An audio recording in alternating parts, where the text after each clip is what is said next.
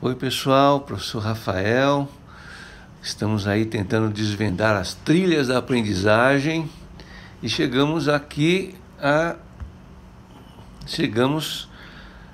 ao módulo 3, etapa de matemática.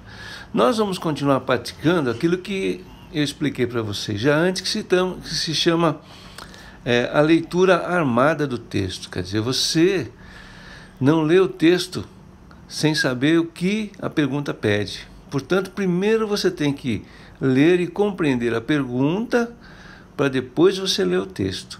E como a gente já viu, texto é tudo o que tem significado. Então pode ser um texto escrito, pode ser um texto em forma numérica, tudo que tem significado é texto, né? Então vamos lá?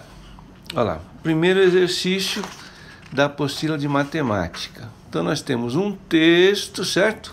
Que é esse aqui. Temos um outro texto em forma de gráfico, certo?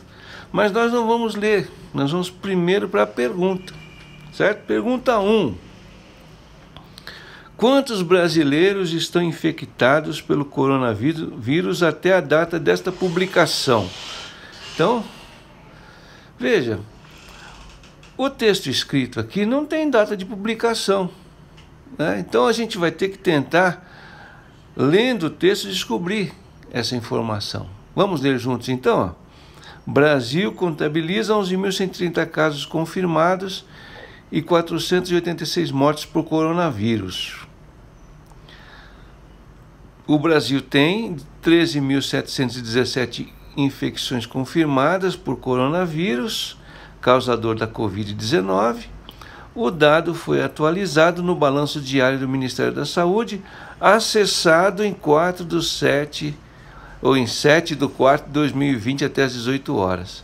Então percebe, o texto está dizendo a data da informação que ele apresenta. Então, em 4/7 de 2020 até às 18 horas, quantos casos haviam sido confirmados? 13.717. Aqui está a resposta da pergunta. Olha. Quantos brasileiros estão infectados pelo coronavírus até a data dessa publicação? Então, resposta: 13.717. Certo?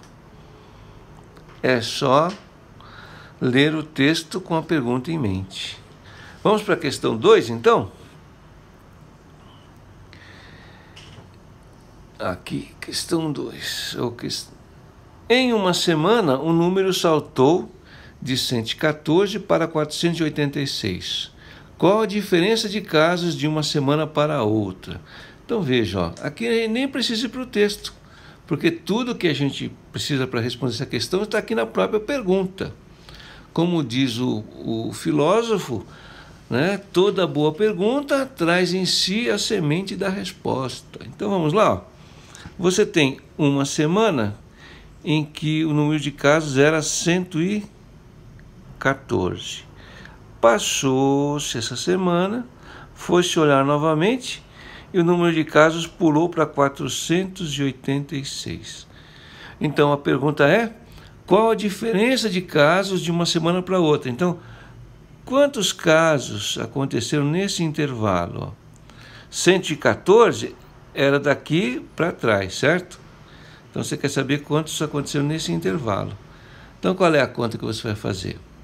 Vai pegar o dado atual, 486, e vai tirar o dado anterior, que é 114. Você vai fazer essa conta de subtração. Você consegue fazer? Né? Claro que consegue, né? Então é só fazer essa conta e você vai saber a diferença de uma semana para a outra. Certo? Fácil, moleza, né? Então, basicamente, o que a gente vai estar estudando aqui nessa questão e talvez na próxima é como você conseguir calcular um intervalo entre um ponto e outro, certo? Veja como é o caso da questão seguinte. Ó. Calcule o aumento dos casos no intervalo de 24/3 e 7/4, conforme o gráfico. Então, nós vamos ter que retornar ao gráfico, ao segundo texto, né, dessa questão. Então, o gráfico está aqui. Casos novos por dia. Casos novos por dia. E ele apresenta duas situações. 24/3 tinham 310 casos. Em 7/4 tinham 1.661 casos. Então, você pode fazer o mesmo critério. Então, na primeira, em 24/3, tinham 310 casos, 310 casos. Passou-se uma semana, no dia 7/4, aqui foi mais uma semana, né, gente? Haviam 1.661.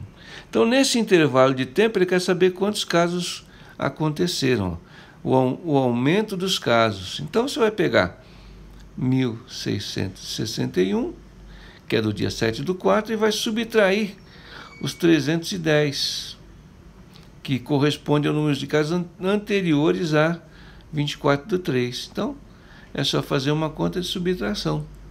Então, mais uma continha de subtração para a gente fazer, né? Tá aqui.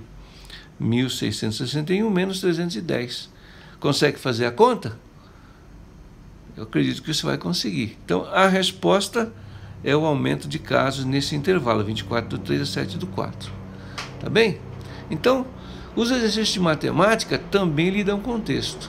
É só você entender texto no sentido geral e procurar entender o que a pergunta pede para você poder formular corretamente a resposta. Muito obrigado, boas lições para vocês, até a próxima.